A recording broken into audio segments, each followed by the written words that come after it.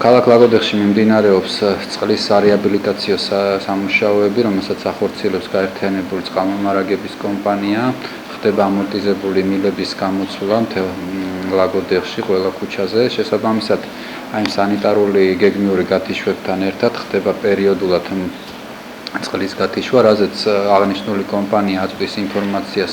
ხშირ შემთხვევაში გამგეობას და ეს ინფორმაცია იდება იმ ჩვენ საინფორმაციო საშუალებების მეშვეობით, ხდება მოსახლეობის ინფორმირება და პრინციპში ეს სამუშაოები გაგრძელდება ზაფხულშიც და სამწუხაროდ მე მესმის ახლა მოსახლეობის რო ეს უქმნის გარკვეულ დისკომფორტს და არის ის თემა, როდესაც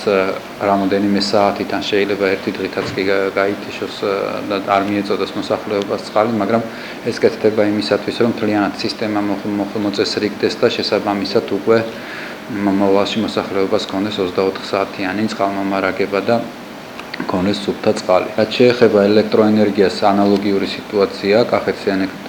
ელექტროდისტრიბუცია ახდენს ახალი ტრანსფორმატორების მონტაჟებს გარკვეულ უბნებზე, სადაც ყველაზე დიდი პრობლემაა დენის გათიშვებთან დაკავშირებით, ხდება ელექტროსადენების გამოცვლა, ზოგადად სიმძლავრის გაზრდა, მაგალითად აი ცენტრალურ უბანში ეგრეთ წოდებულ ტაბაქსირიოს მიმდებარე ტერიტორიაზეც ამ ბოლოს დამონტაჟდა, გამგეობის მიმდებარე ტერიტორიაზე დამონტაჟდა და მოსახლეობამ შვება იგრძნო ამითი. ძალიან ბევრ უბანში მოხდა სადენების გამოცვლა, რაც ალბათ უკვე გრძნობს მოსახლეობა, როდესაც ძლიერი ქარი და ასე შემდეგ სხვადასხვა ბუნებრივი პირობების ხელშემშლელია დენის მიწოდებისთვის, რომ ისე ხშირად აღარ ქრება, უკვე ამ მიზეზით აღარ ქრება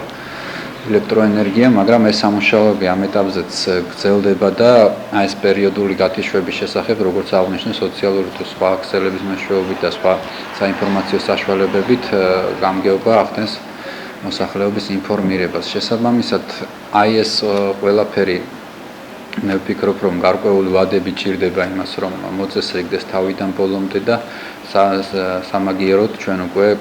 გარკვეული პერიოდის შემდეგ გვექნება ის სიტუაცია, როდესაც გაუმჯობესდება წყალმომარაგება და შესაბამისად დენის ხარისხიც და აი ეს გათიშვებიც აღარ იქნება ისეთი ინტენსივობით, როგორც აქამდე იყო. შესაბამისად, ეს ყველაფერი კეთდება იმისთვის, რომ უკეთესად მოხდეს და ხარისხიანი მიწოდება იმ ძირითადი სერვისების, რასაც ელექტროენერგია ქვია და წყალმომარაგება.